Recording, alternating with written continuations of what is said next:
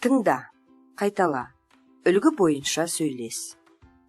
Ата, әже, әке, ана, әпке, аға, іні.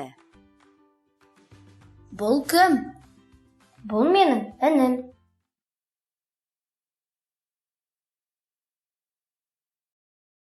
Тыңда, үлгі бойынша айт. Бұл менің анам. Оның аты Маржан. Тыңда, үлгі бойынша сөйлес. Сәлем. Сәлем. Бұл кім? Бұл менің інім. Оның аты кім? Оның аты Қанат.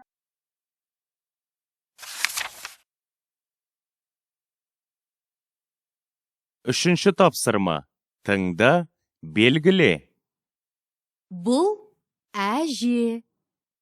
Бұл аға. Бұл дәптер.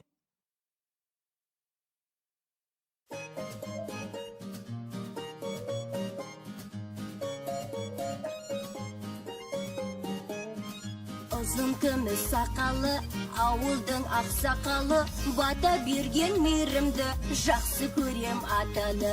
Шапқан жүйрік тайдай бол, жүк көтерер нардай бол, айналайын таудай бол, жарқыраған айдай бол.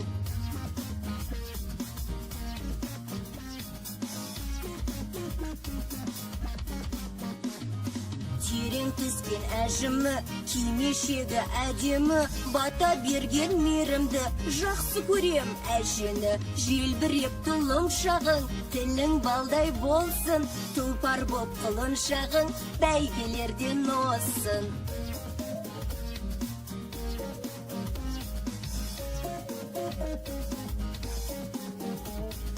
Бата деген ақ тілек, жолың ашық болсын деп, қарттар бата береді, қол жайып тілек тілеп. Қолымызды жаяйық, бата бер деп сұрайық, азамат боп есейіп, таудай болып өсейік.